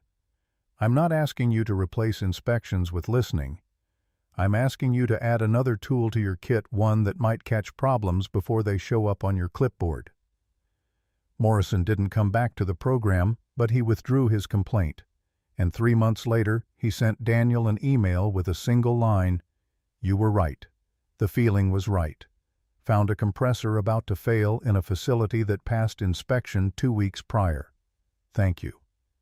18 months after that midnight session with Victoria and Thomas, the Amelia Protocol operated in 412 facilities across 47 states. The Acoustic Library contained over 6,000 failure signatures spanning 23 industry sectors, from petrochemical refineries to food processing plants, from automotive manufacturing to hospital HVAC systems. 41 graduates of the listening program had deployed across the country, installing units and training workers and building the network that would eventually change how America thought about industrial safety. And Daniel still mopped floors. Every Tuesday and Thursday night, 11 to 7, he showed up at Apex Energy with his cart and his bottles of industrial cleaner and methodically worked his way through 43 floors of corporate infrastructure. The engineers who'd learned from him would nod when they passed him in hallways at 2 in the morning, a quiet acknowledgement that transcended the usual hierarchies. Thomas often worked late specifically to cross paths with Daniel, and they'd have brief conversations about acoustic patterns they'd noticed, problems they'd solved, the strange beauty of machines that communicated in languages most people would never learn. But the victory came with costs Daniel hadn't anticipated. The Alabama textile mill incident happened on a Wednesday afternoon, 300 miles from anywhere Daniel could reach quickly. Amelia Protocol Unit 47 triggered a red alert at 2:37 p.m., flagging catastrophic failure in a steam boiler that powered the facility's pressing equipment. The plant manager shut down operations, immediately sent 200 workers home, called in an emergency inspection team. 48 hours of investigation found nothing wrong. The boiler was clean, properly maintained, operating within all normal parameters. No cracks, no corrosion, no indication of the imminent failure the Amelia unit had predicted. The plant lost $2.1 million in production, and the CEO threatened legal action for damages caused by faulty equipment. The story hit trade publications first, then regional news, then national media, looking for an angle on the feel-good technology that maybe wasn't so reliable after all. Miracle safety device or expensive false alarm. 3 more false positives followed in 2 weeks. Smaller scale but enough to establish a pattern. Ohio manufacturing facility, Pennsylvania food processing plant, Wisconsin paper mill. Every time the Amelia unit screaming danger, every inspection finding nothing wrong. Daniel worked 72 hours straight trying to find the error in his algorithms, the flaw in his acoustic library, the thing he'd missed that was causing the system to cry wolf. His apartment became a research lab, laptops and tablets covering every surface audio files playing on loop while he analyzed waveforms and frequency patterns and tried to understand why his creation was failing. Lily found him asleep at the kitchen table on Saturday morning, head pillowed on his arms, surrounded by data that refused to make sense. She was 11 now, taller and more serious, carrying the weight of being Daniel Rivers' daughter in a school where some kids thought that was cool and others thought it made her a target. "Dad?" She shook his shoulder gently. "You need to sleep in an actual bed." His eyes opened gritty and red. "I need to figure out what's wrong." "What if nothing's wrong? What if the machines are just different than you thought?" The simplicity of it cut through his exhaustion. He sat up looking at his daughter who somehow understood things he was too close to see. Different how? Like how people age and get wrinkles and their voice changes. Maybe machines do that too. Maybe old machines sound different than the library expects, so the system thinks they're sick when they're just old. Daniel stared at her for 5 full seconds before grabbing the nearest laptop. He pulled up the data from all 5 false positives and overlaid them with equipment age and service history. The pattern emerged immediately obvious once he knew to look for it. Every false positive had come from equipment manufactured in the mid-90s machines that had been running for 20 to 30 years with regular maintenance but inevitable wear. The Amelia protocol compared acoustic signatures to factory-new baselines, but older equipment developed harmonic drift as components settled, as tolerances changed, as the natural aging process created new acoustic fingerprints. The system was reading that drift as degradation instead of adaptation. "Oh my God," his voice came out as a whisper. "It's calibration error. The baseline keeps changing and I never accounted for dynamic adaptation." Lily looked at him with Amelia's eyes and his own intensity and something uniquely her. "So you can fix it." "Yeah, robot girl, I can fix it." The solution took 4 days to code and 3 more to test across the entire deployed network. Dynamic baseline calibration that learned each machine's unique aging signature, adapting the failure detection algorithm to account for gradual harmonic drift while still catching acute degradation. When Victoria presented the update to the board, the false positive rate dropped from 7% to 0.8, well within industry standards. Walter Haynes sat across the conference table with arms crossed and the expression of someone who'd been waiting months for an opportunity. He was 71, carried the board votes that could destroy Victoria's career, and had made it clear he considered the Amelia Protocol a liability disguised as innovation. 0.8% is acceptable. 7% nearly destroyed our credibility. His fingers drummed against expensive wood. The question is whether we can trust this system not to fail again when it matters most. Victoria met his eyes without flinching. Every system fails, Walter. The question is whether we learn from failures or use them as excuses to stop trying. Pretty philosophy, but we're not a philosophy company. We're an energy company that's somehow become responsible for safety equipment that just cost 4 businesses millions in unnecessary shutdowns. Those businesses are all using the updated system now, free of charge, and we've committed to covering losses from any future false positives during the testing phase. She leaned forward. "Would you rather we'd hidden the problem? Pretended the false positives didn't matter. I'd rather we'd done proper testing before deploying to 400 facilities. And how many people would have died while we perfected the testing? How many Detroit incidents would we have missed?" Her voice could have cut steel. "This technology saves lives, Walter. Real people who go to work and trust that someone cares whether they come home. I'm not apologizing for moving fast to protect them." The board voted 7-5 to continue the program with enhanced oversight. Walter voted against, but his coalition had fractured. 3 members who'd previously backed him had seen the data from Detroit, had read the inspector's report about the hydraulic press that would have killed dozens, and had decided that imperfect safety was better than perfect negligence. But Walter's warning hung in the air after the meeting ended. One more crisis, one more failure, and he'd have the votes to shut everything down. 6 weeks later, the phone call Daniel had been dreading finally came. Not from Victoria or Thomas, but from Patricia Owens, chair of the National Safety Board, calling from Washington at 2 in the afternoon while Daniel was walking Lily home from school. Mr. Rivers, we're considering a formal recommendation that the Amelia Protocol become standard equipment for all federally regulated industrial facilities. We'd like testimony, and we need it from you. Lily was talking about a science project involving sound propagation through different materials, her voice animated in the way it got when she'd discovered something that excited her. Daniel held up one finger, asking her to pause, and turned his focus to the phone. Dr. Owens, I appreciate the consideration, but I don't do public testimony. I've been clear about that from the beginning. I understand your reluctance, but this isn't a media appearance, Mr. Rivers. This is Congress. These are the people who write the rules that protect workers, the same rules that failed your wife. The words landed exactly where she'd aimed them, and Daniel hated her for the precision, even as he understood the necessity.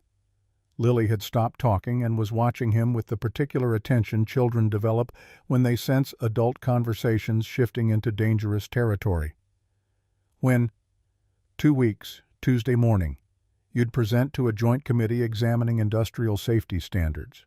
Your testimony would inform recommendations that could mandate installation in over 300,000 facilities.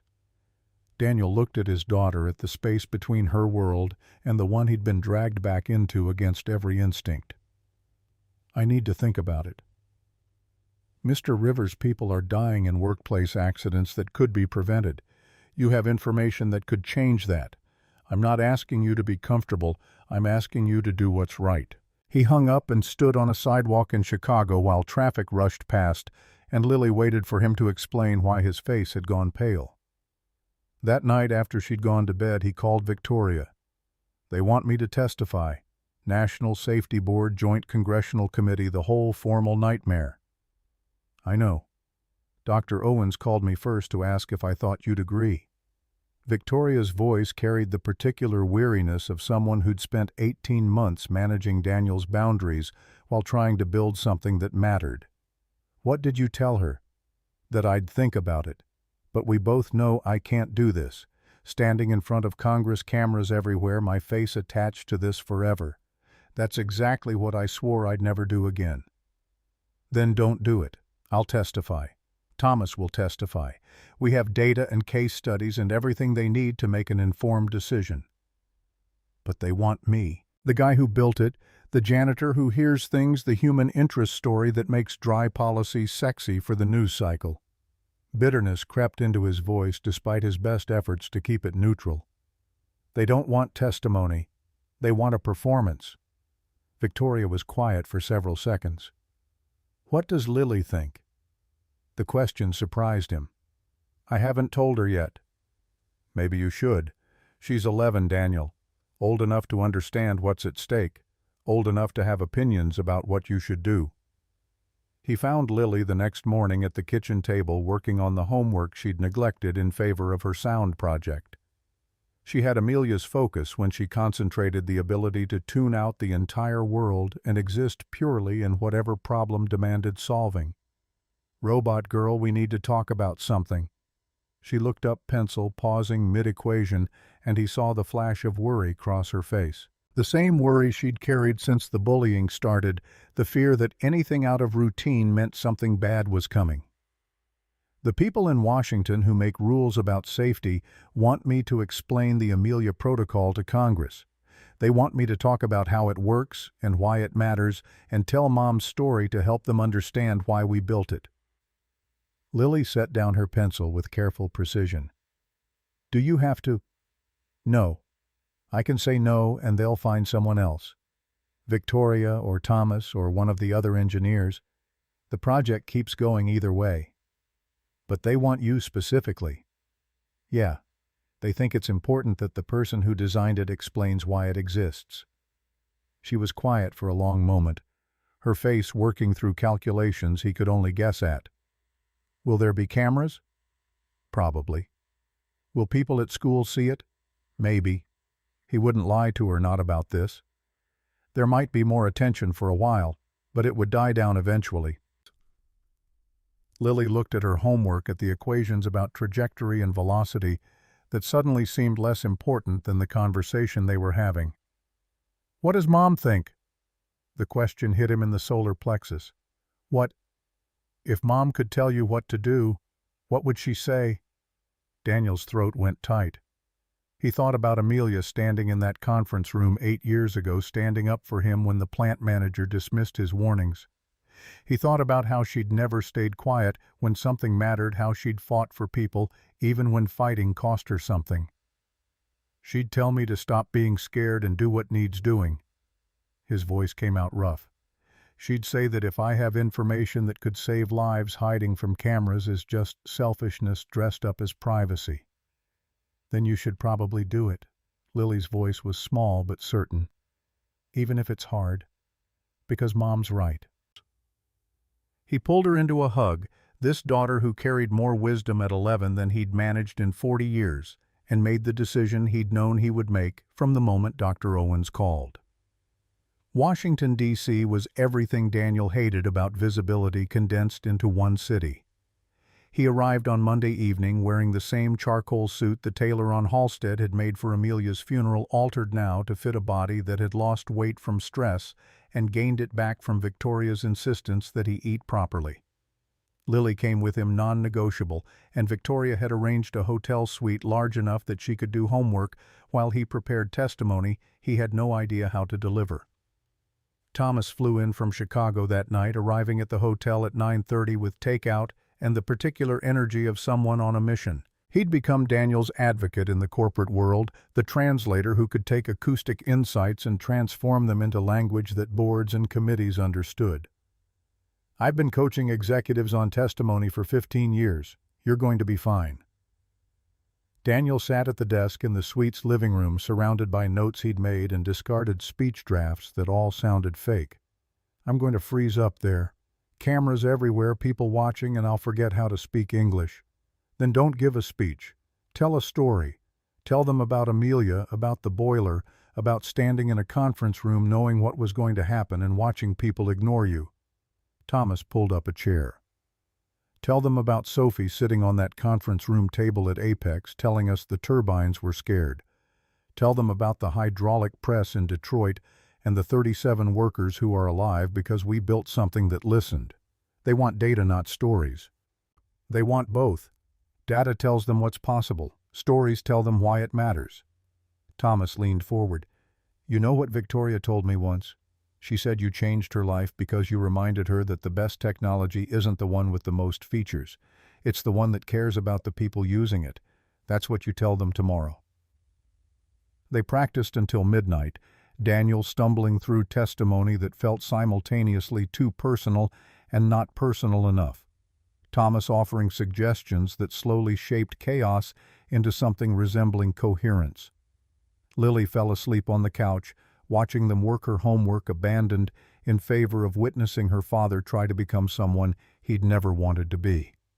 The hearing room was smaller than Daniel expected, but more intimidating, wood paneling and flags, and the seal of the United States watching from above the committee members' bench. 15 senators and representatives sat in a curved line, their faces carrying the particular neutrality of politicians who'd learned to hide reactions until they knew which way the wind was blowing. Behind them, observers filled rows of seats, and at the back, cameras recorded everything for posterity and the evening news. Victoria sat in the front row with Thomas and James Brennan, who'd flown up from Houston specifically for this. Lily sat between Victoria and Thomas, her blue dress carefully chosen for its simplicity, her hands folded in her lap in a way that made her look older than 11. Dr. Owens called the hearing to order at 9:47.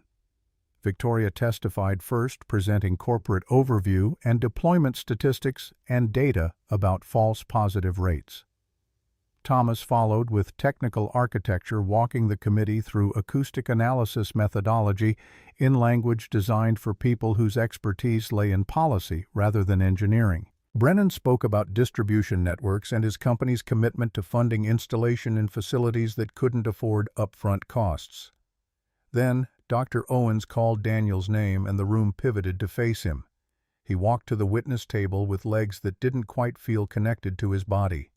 The microphone sat at mouth level, and the glare from overhead lights made the committee members' faces slightly blurry. He could see Lily watching him, Victoria giving the tiniest encouraging nod, Thomas mouthing the word, "breathe." "Mr. Rivers, thank you for being here today. Thank you for the invitation." His voice came out steadier than expected. "I'd like to start by asking you to tell this committee about your background and how you came to design the Amelia Protocol." Daniel's hands rested flat on the table in front of him, and he made himself maintain that contact, grounding himself in something solid while everything else threatened to dissolve. "My name is Daniel Rivers. I work as a night custodian at Apex Energy Corporation in Chicago, Illinois. I also designed the Amelia Protocol. I named it after my wife." The room settled into absolute attention, the kind of silence that happens when people sense they're about to hear something that matters.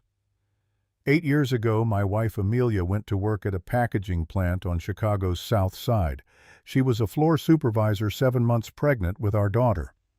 3 years earlier, I'd done acoustic analysis on their equipment as a consultant. I found a critical flaw in their boiler, a microfracture that was invisible to visual inspection but showed up clearly in acoustic signatures. I filed a report. I flagged it urgent. I called the plant manager twice. His throat wanted to close. He breathed through his nose, counting to 3, continuing. "The manager told me, and I'm quoting from his email that later appeared in Discovery, we can't shut down every time some consultant hears a funny noise. The repair would have cost $11,000. 2 days of shutdown. They decided the numbers didn't justify it." A woman in the committee, Senator Patricia Morrison from Michigan, removed her glasses and pressed her fingers against her eyes. 17 days later, the boiler exploded. 3 people were killed instantly. One of them was my wife. My daughter was 7 months old. She never knew her mother. His voice cracked on the last word, and he didn't try to hide it. Let them hear the grief. Let them understand what ignoring warnings actually cost. I sued. The company hired lawyers from a firm that charged more per hour than I earned in a week. The case dragged on for 2 years. The court ruled the evidence was inconclusive, that acoustic analysis wasn't standard methodology, that my findings were speculative. I lost. I lost my savings to legal fees. I nearly lost custody of my daughter when the stress triggered a breakdown. He looked directly at the committee, now no longer seeing individuals, but the system they represented, the machinery of rules and regulations that was supposed to protect people, and failed so often it had become expected. After Amelia died, I quit. I quit engineering. I quit consulting. I quit the world that had taken my wife and then told me my ears were lying. I became a janitor because I wanted a life where nobody asked me to hear anything, where I could be invisible and safe. Lily was crying silently in the front row, tears tracking down her face while Victoria held her hand. But I couldn't stop hearing things. Machines talk whether you want them to or not. My daughter hears them too. She's 11 years old and she hears things. Computers can't detect patterns that predict failure before any sensor registers a problem. He paused, gathering the threads of his story, weaving them into something that might actually change minds. The Amelia Protocol isn't complicated technology. It's a microphone and an algorithm that does one simple thing: it listens. It pays attention to the sounds machines make when they're healthy, and it notices when those sounds change. That's all. But that simple thing has already prevented 47 confirmed equipment failures across the United States, including a hydraulic press in Detroit, Michigan that was 48 hours from catastrophic failure on a floor with 37 workers. His voice had found its strength now, the words coming faster, fueled by 8 years of grief transformed into purpose. 37 people who would have gotten phone calls, 37 families who would have been destroyed the way mine was. 37 versions of the worst sound in the world, the sound of someone telling you that the person you love isn't coming home. Senator Morrison had tears on her face now, not bothering to hide them. I'm not here to sell you anything. I don't work for Apex Energy in any capacity that matters. I'm not an executive or a businessman. I'm a janitor who mops floors at night and teaches engineers to listen during the day. I built this system because my wife died and nobody listened. I'm asking you to make sure that doesn't happen to anyone else. I'm asking you to mandate that every facility in this country has access to technology that might prevent the next Amelia Rivers from dying because someone decided $11,000 wasn't worth the cost. He sat back suddenly, empty the adrenaline that had carried him through testimony draining away and leaving him hollowed out. Dr. Owens looked at her fellow committee members, some silent communication passing between them. Mr. Rivers, I've been on this board for 14 years. I've heard hundreds of presentations in this room. That's the first one that made me want to go home and listen to my furnace. A few people laughed, the tension breaking slightly. Dr. Owens leaned forward, her expression softer than her professional demeanor usually allowed. One question. You said you quit engineering to be invisible. You're not invisible anymore. How does that feel? Daniel thought about Lily, crying in the front row about the reporters who'd camped outside the laundromat, about the way his life had been systematically dismantled and reassembled into something he barely recognized. He thought about Amelia and the promise he'd made at her grave about the 37 workers in Detroit and the thousands more whose names he'd never know. It feels like I'm keeping a promise to someone who can't hear me anymore. The room held its silence for a long moment. Then Dr. Owens nodded, and something in her face suggested decisions had already been made, votes already counted in the invisible calculus of politics and policy. Thank you, Mr. Rivers. We'll be in touch. The recommendation came 6 weeks later, announced in language so bureaucratic it took 3 readings to understand what it actually meant. The Amelia Protocol was designated as Category 1 safety device recommended for mandatory installation in all federally regulated industrial facilities. 3-year rollout priority given to high-risk sectors. The estimated cost would run into billions funded through a combination of federal grants, state safety budgets, and private sector partnerships. Daniel found out on a Tuesday morning while making pancakes with robot faces, his phone lighting up with Victoria's call at 7:32. It passed. Unanimous vote. Every committee member signed the recommendation. He turned off the stove and sat at the kitchen table, phone pressed to his ear, unable to process the magnitude of what she was saying. Lily looked up from her cereal, reading his face for clues about whether this was good news or bad. What does that mean, practically? It means that within 3 years, every major industrial facility in America will have Amelia Protocol units monitoring their equipment. It means OSHA inspectors will check for installation the same way they check for fire extinguishers. It means we're going to save thousands of lives. It passed, sweetheart. His voice came out thick. The government's going to require the Amelia Protocol everywhere. Every factory, every plant, every place where people work with machines that could hurt them. Lily put down her spoon and came around the table. She wrapped her arms around him and held on, and he held her back. His face pressed into her hair, while tears he couldn't name leaked from his eyes. They weren't grief exactly, though grief was part of it. They were relief and exhaustion, and the particular pain of victory that came too late to save the person it was built for. Are you doing the good crying, Dad? Yeah, baby. The good crying. Okay. She pulled back to look at him, her face serious. Your pancakes are burning, though. He laughed, the sound broken and raw and real, and rescued the pancakes from the griddle. One had burned beyond recognition, the robot face transformed into something unidentifiable. Lily studied it critically. That one looks like Mr. Gaines. Don't tell him that. I'm definitely telling him that. They ate breakfast together while morning light filled the kitchen, and the world continued spinning toward a future where Amelia's name would be attached to technology in 300,000 facilities. where workers would clock in and trust that something was paying attention to the machines around them, listening for warnings that human ears couldn't catch.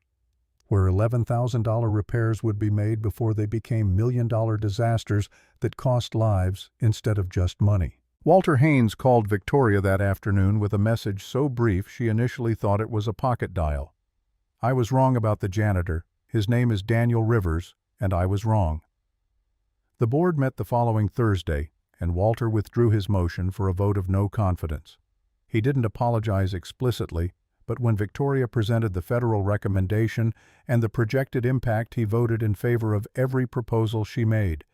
Increased funding for the listening program, expansion of the training curriculum, partnerships with universities to develop the next generation of acoustic engineers. In the hallway after the meeting, he stopped her with a hand on her arm. "I have a daughter. She's 35, works in a chemical plant in Texas. And after I heard Rivers's testimony, I realized that if something happened to her because equipment failed and someone had heard it but nobody listened." He trailed off, unable to finish the thought. "I spent 6 months trying to shut this down because I thought you were chasing headlines instead of profits. I was wrong. This matters more than anything else we'll ever do." Victoria watched him walk away, this 71-year-old man who'd spent his entire career trusting balance sheets and had finally understood that some numbers couldn't capture what was actually valuable. 2 years after Daniel knelt on concrete and pressed his ear against a turbine, the Amelia Protocol operated in 89,000 facilities across all 50 states. It had prevented 312 confirmed equipment failures and saved an estimated 1,400 lives, though the actual number was probably higher given all the accidents that didn't happen and were never recorded. 200 graduates of the listening program had deployed nationwide, and universities were adding acoustic analysis to their mechanical engineering curricula. And Daniel still worked Tuesday and Thursday nights at Apex Energy 11 to 7, mopping floors and replacing paper towels and listening to a building that had become family over 6 years of invisible labor. The work grounded him, reminded him who he'd built the system for. Not shareholders or politicians or even the grateful facility managers who sent him thank you emails he never answered. He'd built it for people like Rosa Martinez, who cleaned the 8th floor and had worked at Apex for 23 years and made $2 more per hour than he did. He'd told Victoria once early in their partnership that he kept the custodial work because it kept him honest.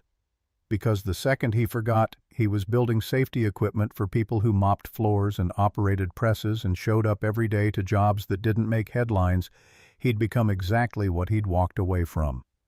Victoria had understood in a way that surprised him.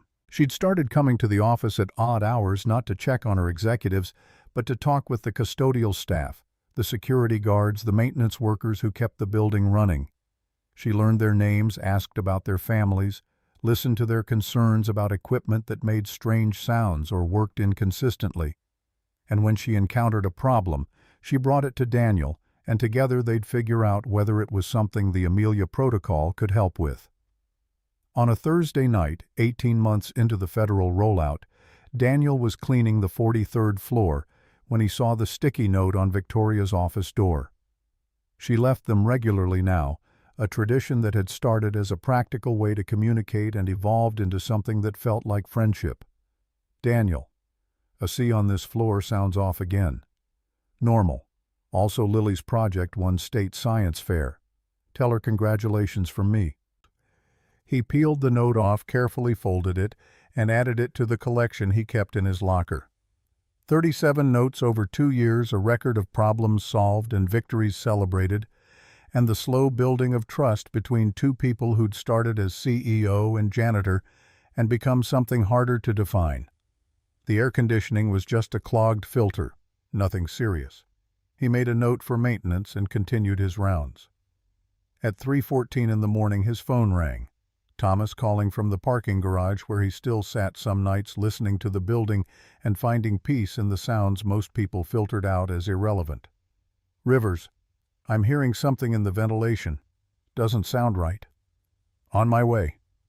He found Thomas standing in the middle of the garage, eyes closed, head tilted in the listening position they'd both adopted. At 54, Thomas had transformed completely from the man who'd called Daniel a janitor with contempt in his voice. He'd filed for divorce from the wife who hadn't understood why he'd started spending evenings in parking garages instead of at home, and he'd filed the papers with something that looked like relief.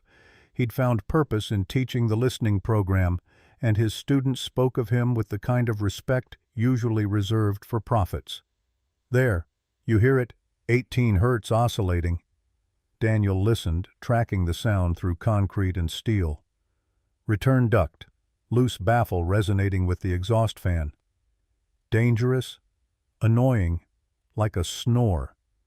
Thomas grinned, the expression transforming his usually serious face. "I heard it from my apartment. 3 miles away. I swear I heard it." "You didn't hear it from 3 miles away. But you felt that something was wrong, and you were right."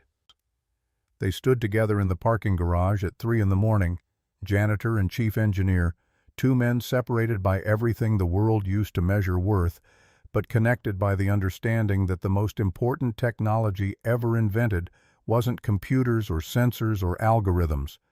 It was a human being who cared enough to pay attention. "Go home, Rivers. Get some sleep." "Can't sleep anymore. Every time I close my eyes, I hear things." "Welcome to my world." Thomas laughed, and the sound echoed off concrete and metal. At the garage entrance, he paused. "Hey, Rivers. You know you changed my life, right? I just want to make sure you know that."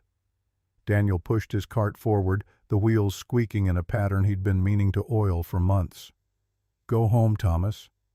Yeah. Thomas waved and disappeared into the night, heading toward an apartment where he lived alone, but no longer felt lonely because he'd learned to hear the world singing. Daniel stood in the empty garage listening. The building breathed around him, thousands of systems running their invisible cycles. The elevator on 12, the one Lily had noticed years ago, ran smooth now after bearing replacement. The water pipes hummed at frequencies that indicated proper pressure. The foundation itself produced vibrations so low they registered as feeling more than sound, the deep seismic heartbeat of a structure standing against gravity. And underneath it all, if he listened with his whole heart, the way Lily had taught him, the way Amelia had shown him before she'd been taken, he could hear something that sounded like vindication, like promises kept, like a woman's voice saying the world needs people who listen and thank you for not giving up. He opened his eyes and picked up his mop and went back to work, because some promises you keep forever and some voices you never stop hearing even when they're silent. The world was full of machines crying out, and finally someone was listening.